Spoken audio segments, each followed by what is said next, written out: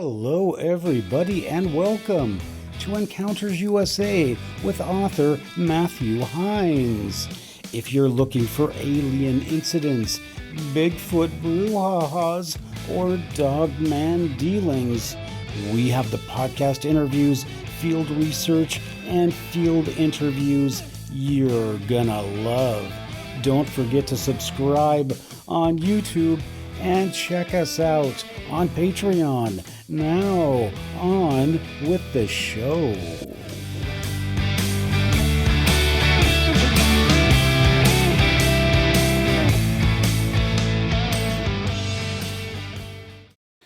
Hello, everybody, and welcome to Encounters USA. With me, I have a special guest that I'm going to bring out in just a second, but before I do, there's a couple things that I want to talk about Encounters USA and about what's happening right now. Now, if you've been following the podcast, you know that I haven't been doing that many shows lately because of my involvement as a political candidate in Washington State. I am running for the 1st Congressional District, which is basically Whatcom, Skagit, Snohomish, and King County. And on the map, it is really Bigfoot country. So today I have a special guest here who is a Bigfoot experiencer and a former law enforcement official, and we're going to be talking about the politics of Bigfoot. And we're going to, I know that might sound crazy, but we're going to be talking about how Bigfoot actually fits into politics. We're going to talk about, as our guest here has also run a political campaign, we're going to be talking about how Bigfoot fits into politics in recent times. And we're also going to be talking about, like, for example, I haven't had a haircut for 3 months. I can't go to the gym. I'm in the worst shape of my life. I look terrible. Even my guest said I look tired, and he's probably right, because I'm just basically a rotting organism, and this is all due to the government of Washington State and their decision making. So we're going to be talking about all of that today. So I'm going to bring out our guest now, and before I introduce him formally, I just want to remind people that a year ago I started Encounters USA. It was a little over a year ago, and I interviewed Rich Germeau, who is my guest today. And in that interview, I learned more about the Bigfoot controversy, about the people involved in Bigfoot, and he gave me an initial course in what we're going to be talking about today as far as Bigfoot politics. So today I want to welcome our special guest, Mr. Rich Germeau. Welcome to Encounters USA, Rich. Thanks. Now, another thing I have to say to the viewers is that, you notice we have this beautiful, lovely backdrop. And I've had so many complaints about my interview with Rich before, or my interviews. I only have a microphone that fits on the front of my phone. So it's not possible. I know in the interviews people are freaking out going, why do you look at each other? Or why don't you look at each other? Why do you keep looking at the camera? And the fact of the matter is, at the time I did the interviews, I wasn't sure if this was even going to record. And so I was just keeping focused on my microphone and camera. But unfortunately, we're still in the same setup. So if you're freaked out by it, then turn off the video or something. But this is just how it's going to work. So Rich, let me just explain a little bit about Rich's background. If you haven't seen the videos yet, I suggest you go back to my first videos because they're fascinating. And I've also gone back and revisited some of the places the Rich has had encounters. But the first one was in La Push, Washington, correct? Yes. Okay. And at the time you had that encounter, your capacity was? I was a La Push tribal police officer. Okay. So you're a tribal police officer, and that was your first encounter, and that was back in? July of 2000. Okay. And if you want, I believe it was before the 4th, 1st of the 4th. Somewhere happened. It was 1st or 2nd, I think. Yeah. He's probably down there getting his sparklers. So. No, I was working. Okay. Well, no, I meant Bigfoot. Oh, yeah. Yeah, that could have been it. So then our guest had a a number of encounters on Harstein Island, which was actually where I first started doing my videos. And so this is where we met Rich last time, was in Harstein Island, and then we went to Lake Cushman. So right now we are actually sitting in a different location, and I'm not sure if I'm going to reveal it or not, but I have to ask you, has there ever been any Bigfoot activity in this area? Because I know down the road there has been, in fact recently. Well, where down the road? Should I say the name of the town, or will you have to kill me? Well, I don't know. Chimicum.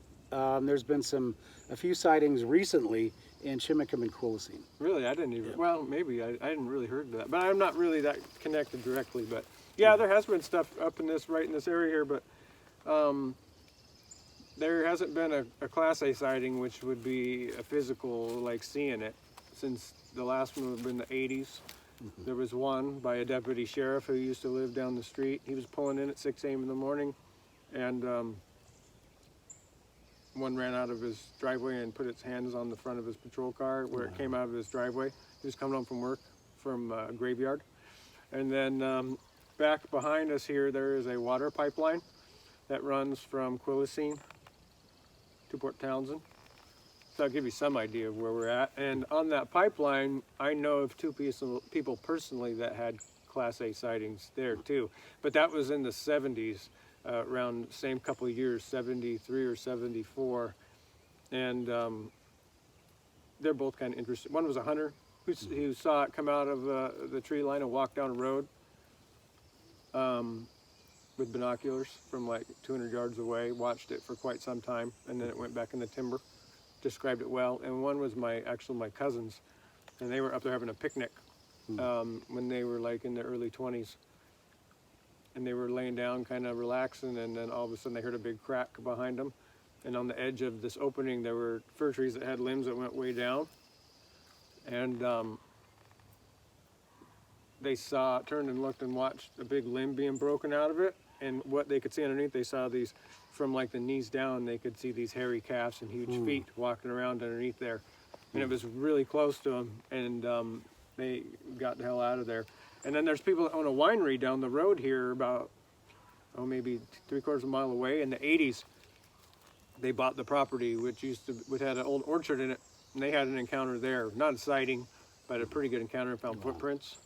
And I found impressions here, and I've heard wood knocks, and I've heard Ohio howls within 100 yards of my house. But that's been at least, I haven't had any activity for at least 2 years of any kind. But I haven't seen anything other than that. Found some impressions right behind my house one day. I've heard really good Ohio howls, like I said. And if you know what Ohio howls are, you can look them up. And it was an exact match to that. There were like 8 or 9 consecutive. We also heard rock clacking here.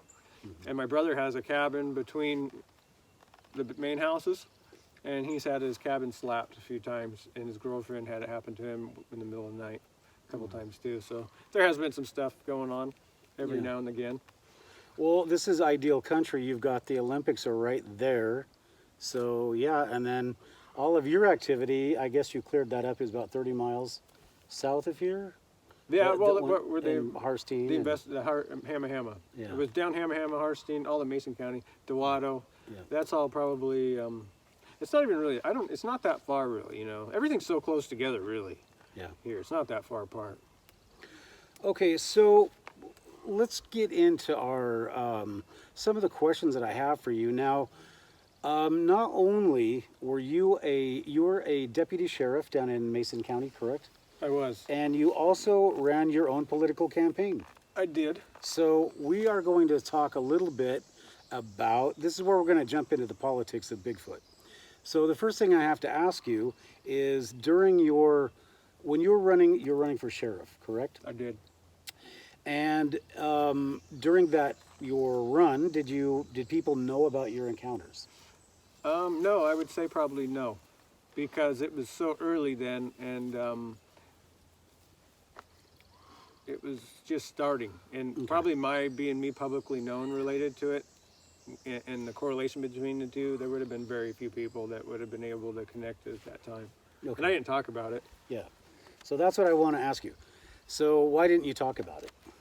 Well, at that time, I was doing it as a side thing to basically, honestly, the reason why I got into Bigfoot at that time is I was being persuaded by somebody, for one, and I was looking for a release because I was doing something so high stress. I was being two things at once. I was being a whistleblower, right, where I was in direct combat against my employer and against people that I had alleged criminal conduct against, and two other cops where we had worked on a 3-year investigation, had all these documents, and we basically went through this process of reporting it to everybody we needed to legally and doing it the legal and proper ways.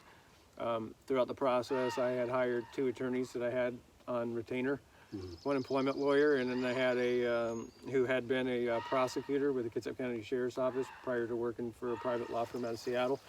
And then the other was a public records, attorney who had his own firm out of Olympia. He's well known. He ended up writing 10 books about called 299 Days, and under a different name, so I won't say his name. But I'm a character in those books too. Okay. But he basically used his experience in government because he worked for Rob McKenna.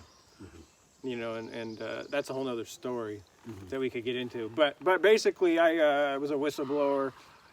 All this corruption was exposed to me that I couldn't believe it. My whole belief system was destroyed essentially, and I had to rebuild it. We were denied justice by the system all the way to the very top, to the FBI and everybody. They all colluded. Basically, we found out the whole thing was corrupt. Couldn't believe it. It was just mind-blowing. Okay. Nobody would believe us. So then, because we got no justice, I ran for sheriff because it was the only way that I could get the information out without having to fear for retaliation, because they had everything in their favor. They stacked the deck because they did their own investigations and shit. So, I couldn't tell the truth because I would be sued for defamation. So under the protection of a political campaign, I had all the protection. And I took no donations, and I did it all myself. I got no help from nobody because my whole intent was to just tell the truth under the protection of a political campaign. And, if I would have won, who knows what would have happened? I probably would have been dead in at least 4 years because I would have been so radical. Because I had some pretty crazy ideas about returning power back to the people and stuff like that, and having more, using it, Sheriff Moore would be as a national platform to try to affect, the American mind in a way to get them awakened to what was going on in my experience. Okay. Well, Rich, we're going to come back and talk about that, but I really want to focus on, because this is Encounters USA, I want to focus on this Bigfoot aspect. And so you wouldn't really talk about, your connection, your encounters with Bigfoot during your campaign, and the reason being... It wasn't related to it. It was like... Related. You're not afraid of... Oh, no. Of Officer Bigfoot? Well, I don't think if I would have... Look, if I'm willing to take on the whole state myself and my whole department by myself, go toe-to-toe with them, I don't think I'm going to be worried what people think about Bigfoot too much. Exactly. Okay, well, that's a very good answer. So this is kind of a segue into it's actually a cheap, sleazy political segue, but I'm going to do it. I'm running in the 1st Congressional District for Washington State, so I'm running in basically Bigfoot country. Yeah. I mean, there is no place that I don't think in the United States that has more recorded Bigfoot sightings or activity than the counties in which I'm running. So, whereas a long time ago, like maybe 30 or 40 years ago, to even mention that you even thought there was a Bigfoot or aliens or dogman, that was political suicide. So, what do you think it's changed, and why do you think it would have changed? I absolutely think it's changed now. I guarantee you there's going to be some segment of society that probably is going to laugh at you and look down on you for that, and they probably would not vote for you just because of that. And that's going to be due to their own insecurities and fear. Yeah. Not because that you'd be a good candidate or that you might have a good message or that you might be the greatest person. It's because they're scared of that. They're scared of the truth. You got a huge portion of society, and it's both Democrats and Republicans that are in that group, And so, but you're also going to have a very large part of the society that is more silent. You know, and it doesn't have a lot of representation right now, I would say, but I think representation is going to grow dramatically in the years to come.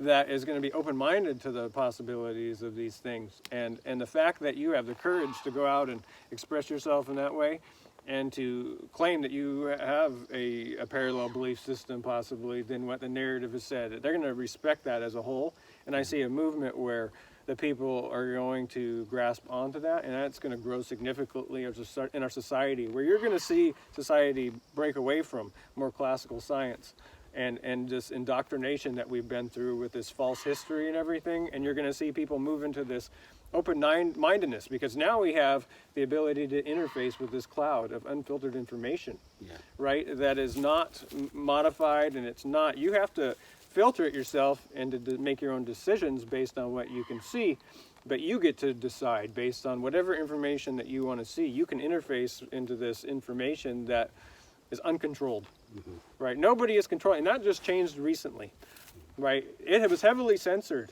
by the main, like Google and stuff, and that's all been changed in the last couple of months now. Now there's no censorships anymore. It's all being stopped by the federal government. Okay, so, well, I really, I could sit here and argue with you on that, but I'm not going to, at least right now. What I would like to kind of narrow down is, so you think that it's changed, whereas in the old days, it would have been suicide to talk about it politically, but do you think that it has to do with what we're seeing now? I mean, it has to do with a complete mistrust of the government, right? I mean, it's not about Bigfoot or aliens. It's about the government never tells the truth, and this is just one example. And so if you're on the side of telling the truth, then it's my belief that, and I could be wrong, but especially in where I'm running, that if you tell the truth, that's a lot more valuable to people than telling the myth, than repeating the myth. So I like you say, I'm betting on the fact that people are tired of the lies, and I think it's already changed, really. I think we've already I think everything's already shifted in that way. We're on a path now. It's done. The old way is done. These old people that we had that were in control, it's done. We're moving into it's a bunch of confusion now and all this chaos that's happening because we're in a transition right in this moment. Right. We're coming into a new thing. You know, it's here. Okay, so we have so much to talk about, but let's start with right now in Seattle. Okay, so we're not post coronavirus, but the coronavirus hit 3 months ago. I can't get a haircut. I can't go to the gym. I'm just miserable. I do have a haircut. I don't even want to ask. See, I have to tell you this story, I guess, since you brought it up. When I ran last time, I said, oh, I should go down and get a haircut. Went down to like one of these something cuts places, and I said, just give me a haircut, little trim. So we're sitting there talking, and I'm not paying attention to my hair cutting. And when I got done, I looked like she'd run a broken lawnmower over my head. So I had to keep telling people I'm running as a Republican. I didn't want to look like one. So anyway, that was my joke, but it's not funny. And I'm not running as a Republican, so I'll probably have to edit this out. Oh, congratulations. I want to say that too, that you are running for office, and it's great that you're doing that even. Thank you. So many people don't. Thank you. Actually, if you want to know the truth, and I'll say this very quickly, I was going to run for governor, and at the end of it, why did I not run for governor? I didn't run because I just couldn't do the statewide campaign. I did it before. It's too much. So I said, well, I'm going to run for the 1st district, which I live in, and I was so glad I didn't run for governor. There's 34 people, I think 34 with Inslee, trying to unseat his sorry butt. So isn't that funny? So he's done anyways. Yeah. So anyway, I'm in a contest Hopefully. with the incumbent, who's a $84 million millionaire from Microsoft, and a couple of guys I've never heard of. So I think I've got a pretty good chance of doing this. And if I win, you will have a representative in Congress who wants to get to the truth of Bigfoot, aliens, and Dogman. So maybe you can hire me to be on your staff. That is, I absolutely will. Don't forget, though, to the victors go the spoils. Yeah. So maybe I might need some law enforcement. some extra security. Armed security. Yep.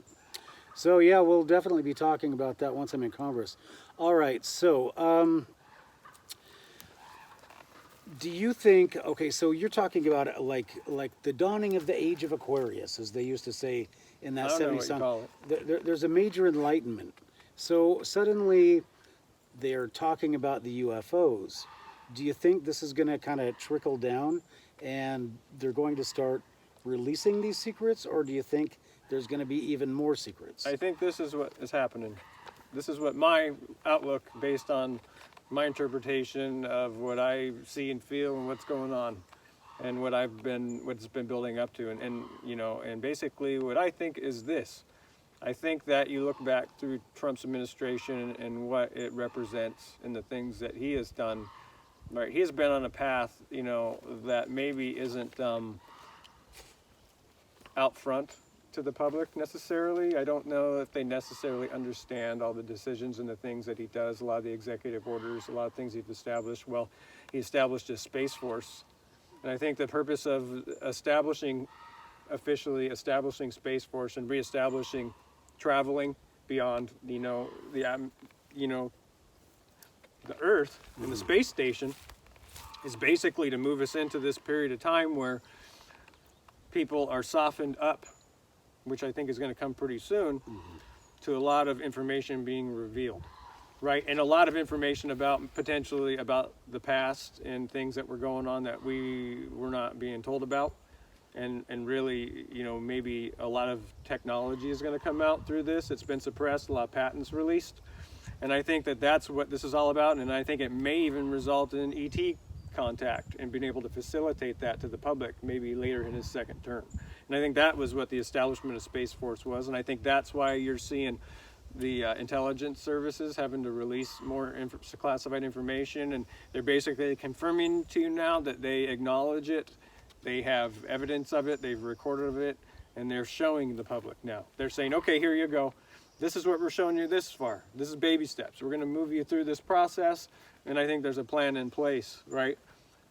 And I think Space Force, I think what they have shown in the disclosure so far is all part of that plan to lead to some end event that's going to happen. I don't think it's for nothing. I think that it's moving to some place, and I think Bigfoot is probably going to be lumped in that too. Okay. You know? Then I have to throw this in with you. So you think that they're going to come out with if Trump wins again, I think in the second term. I think he's got full plans to do it second term. Okay, so now I've interviewed guys like Steve Liam Bruno, who his dad was in the secret space program, and he's got these, you know, these little spaceships that they've had for a long time that run off of a Mercury kind of an engine and are supposedly, we've been using them to travel intergalactically for some time. Yeah, So I agree with that probably. Are we going to go full? I think so. Okay. I think we're going all the way to probably zero-point energy and anti-gravity vehicle technology. I think we're going all the way to that. I think that's how they're going to save the economy, is they're going to transition to a new system, and then they're going to release all this technology. I think we're going to move into a completely different medical system that's based on quantum medicine and harmonic frequency, and they're not going to treat symptoms anymore. They're just going to cure illness and disease through harmonic. They're going to train your own body to do it through these other methods. They already have patents on it. It's already proven and shit. They just hide it because it gives power to people, and they don't want that. They need a few to be able to control many, and if you give the people free energy and you give them cures, that's a problem. Okay, so when I started onto this line of questioning, I was trying to get into what's happening in Seattle right now, but since you brought that up, I want to bring this up to somebody. Sorry. No, it's fine. Because this is something that I mean, as a society, we got to figure out.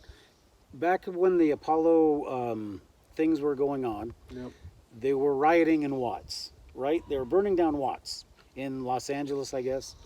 And it doesn't change. None of those problems got solved. It's the same group of people with the same issues, having the same problems, while everybody else is off in space. And everybody else is off doing their own thing. But it seems like there is just one I mean, every time we have these advancements in science or whatever, we always get drugged back to earth by the same problems. Are we going to solve these problems now, do you think? Yes. You sound very optimistic. And, No, I'm not even and I'm optimistic very, and I'm about very it, pessimistic.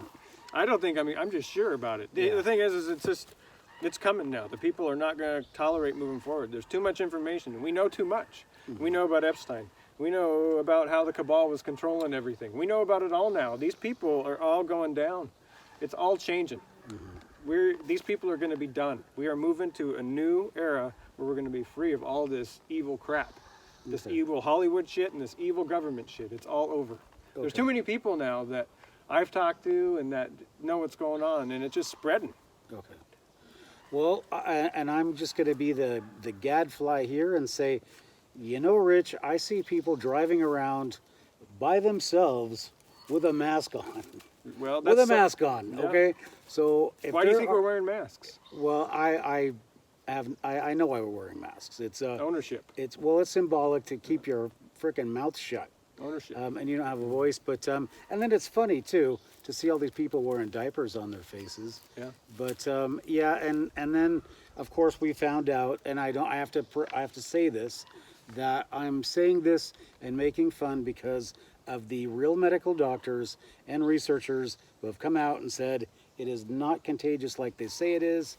If you get it, you're probably going to recover, and they fudge the death statistics that if you die of anything, like a gunshot wound, then you died of the coronavirus. Well, last thing I saw, there were over 14 countries, including Australia, that were asking for an international investigation into whether or not coronavirus was a bioweapon and released by the Chinese. We've pretty much gotten confirmation by our own, presidential cabinet that is the case, and they know it, and that time is just going to end up showing us more related to that. And the fact that this is likely, I mean, you look at the chain of events that have occurred. We had the Russia hoax. We had impeachment hoax. Then we had coronavirus hoax. Then we have riots, right? And then expect something to happen very quickly, or this riot thing to escalate and change, because it's wearing off now too.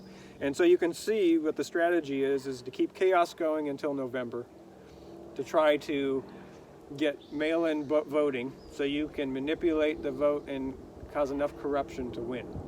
That's your only chance to save your own ass. So that's what's happening. Everybody knows that's what's happening, but they're doing it anyways. And our own government here in this state is complicit in this strategy, right? What I would say would be a criminal conspiracy at this point, where these people are knowingly engaged, right, in destroying private business, taking power away from the people, and consolidating power more into their hands, right? Engaged is this. It is clear what is occurring, right? Well, you can't, hopefully someone's going to stop it. Yeah, but no, we can't say that, we know what Jay Inslee's doing exactly, and we know why he's doing it, but we can't say that. But we do know the effect. Well, here's the thing. We can't know say what that. the effects of what they're doing are, and there must be a reason for them doing it, and for that reason I agree with you. I agree with that. I guess you can't say that you know for sure that all these elements have been met to meet this, criminal allegation. But at the same time, you can also look at, what is the, what is the word? But it's a certain type of evidence. Circumstances. You can look at the circumstances, and you can look what's happened and what's gone on, and you can also look at what the science says. But then again, their decisions don't match science. It seems to go along with politics. You can look at the situation in CHOP, and the situation where what you have is government officials handed over parts of a U.S. city, parts of public and private land over to a militant group. They may be peaceful during the daytime, but there's other stuff going on at nighttime. So what they did is they gave territory. Now you have it barricaded, where access is controlled to some degree or another. People have weapons inside. They consider this to be their territory, and then the city negotiated with them just the other day to take part of it back so they could have easier access for EMS and police. And what did they do? They gave them concrete barricades, right? So now they have fortified positions to fire behind that are made to look different with plywood in front. So you can say that, okay, looking at this from a tactical point of view, as a military person and ex-law enforcement, and I was a SWAT team member, and I was trained heavily in tactics with both. What's going to happen when a militant group or a group that has militant aspects to it, maybe not the whole group, but parts of it of the people that are there, has time to move into a situation, have privacy, can import weapons, can fortify positions, right? They can hide their activity in buildings during the daytime, come out at night. But I guarantee you, as soon as there's a time when they're going to try to force these people out of there, the unfortunate thing that's going to happen is you have a lot of innocent people, young people that are there that are political activists and whatnot, are engaged in political speech and trying to get political change. But really the whole motive behind this place is not that, right? And so what you have is a situation where you're going to have to use force to move this position out. These people have territory, right? They're not going to give it up. They have weapons. They have the right to have those weapons legally, right? Even though they think it's a separate country, but whatever. Maybe it's really not. So what I'm saying is there's going to be a confrontation at some point. Okay. And likely it's going to involve violence with weapons. So, okay, so you sound like you've pretty much thought this out. So why is it that they will arrest a mother for taking her kid to a park and not having a mask on or whatever, or not observing social distancing, Well, but they won't arrest a bunch of hooligans? And before I say that, I just want to say that I think that what you see in Seattle is a result of a number of things that have nothing to do with what happened in Minneapolis. Yeah. People have been locked up. No. Kids are not going to school. Kids have energy. They've been locked up. There's nothing for them to do. They have Sure. nothing to focus on. They have no hope. They have no job. And they're sitting there because somebody's telling them, well, it's okay to Yeah. it's okay to complain about this. But you can't complain about the fact that you're probably going to die Okay. poor, or you're probably going to starve to death because you don't have a job, and you never will, because they picked you as non-essential. exactly. Well, here's something. But nobody's saying anything. No. Why? Why isn't Well, anybody? Well, here's something that you pointed out to me just a little bit ago, right? Like I got to the point where I was connecting some dots where I was saying that government, like governor, mayor, maybe these people are engaged in a criminal conspiracy. And you said, well, we don't necessarily have the information to support that, but you just gave a perfect example. Okay, so we have a situation with coronavirus where everything is locked down. We're going to destroy the economy. We're going to crush private small business forever in this state and in this country. We're going to fucking destroy people because they might get sick and die and pass this virus. But then again, at the same time, while we're crushing the country economically, and basically bringing the middle class completely to its knees and putting them in a position that they are going to be on the government handout forever if this control stays the same. We're going to allow people to rise up, practice no social distancing. In fact, we're going to say this is all safe, allow them to and facilitate them to take territory, and we're even going to cater them food and give them sanitation, right? And so you're going to tell me that those actions are not, that they do not show criminal conduct, right? I don't know what the fuck is then. Excuse my language. I was a cop and I was a detective. I think that you can put those together on paper and you can pretty much show that without having to prove much else that there is some sort of a criminal conspiracy happening here and these people are engaged. Yeah. Right? I don't know how else you put it. Yeah. I hope to God that there's somebody at the federal level that is diligently investigating and they have indictments drafted right now. Because I don't know what else you do with this. This is what you call treason and you call it sedition. This is bad stuff that's happening right now. Yeah. Bad stuff. Yeah. This is the kind of thing where the war has been declared against free America and free people, right? By our own people we elected into these positions, right? They have turned rogue against us. Yep. That's where we are right now, right? We are in the fight for our lives, for our right to own private property, for our right to maintain firearms and to carry guns. We are in a fight for everything right now. And these people are actively against us. They know this is serious. Look at what they're doing. Look at what they're allowing. They have a tinderbox going right now, right, ready? And they can set fire to that thing anytime they want to get the effect they want out of it. That's what's going on here. So, as a former law enforcement, should we just walk in and start arresting them? I think no. We got to back off and wait. You don't ever interrupt their enemy when it's in the process of destroying itself. Right? And that's what's happening here. These people are destroying themselves. Let them do it. Right? Well, Trump will come in and fix this problem when the people are begging him to do it. Yeah. Right? So I want to throw this at you since you bring this up, and it's kind of an intellectual exercise, but when you get these special interest groups, let's say Black Lives Matter, right? Yeah. But when they've gone in and they were supposedly took over Seattle, but they're not in charge now. Somebody else is, right? So is the ultimate, I mean... Who is in charge? There's a Think of it. rapper named Chaz or something I heard, or some name like that, who's handing out guns. That's what I've heard. Well, it could be, because when I was down there, one group says we're in charge, another group says, well, we're in charge and we want the barricades out. The other one, I think, was going for the barricades. Anyway, what I wanted to ask you is that a couple of things. And first of all, you think that we're coming into some kind of a dawning, but how does this all fit into our grand conscious... It's the upheaval. I think what's happening is that coronavirus and all this is my take on this whole situation going on here. We gave the big picture when you left it Russia hoax all the way to election, right? Mm-hmm. Coronavirus in particular, what is it?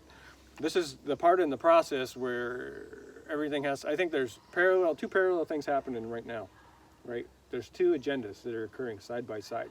There's a war between those factions, and America is at war too right now, but the sides may not be as defined to them what's happening, depending on what information that they have, right? So what's happened, there's a lot of confusion that's occurring right now, because you have a struggle for power that's happening, right?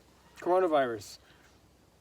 The Democrats are using it as a tool in their box. This is known, they had this plan for a long time. I think, this is what my take on it. The deep state really, call it Democrats, whatever you want to say. There's Republicans that are associated with this movement too. So, this cabal. Coronavirus was launched as a last ditch because they don't have much left other than riots and release and pandemics. You know, they don't have control. They can't blow up the world anymore. That's gone. That's been dismantled for them, right? Their way to make money is mostly dismantled, and I think that's where you saw this money all disappear from the state unemployment that was federal dollars. I think that's where it was probably going, and that's why they were able to get it back without the help of the State Department, because if Nigeria had it, you think they're going to get money back from Nigeria without the help of the State Department? It never left accounts. It was here. They were just able to recover that money quickly because I'm sure every bit of that money was traced and tracked by the feds.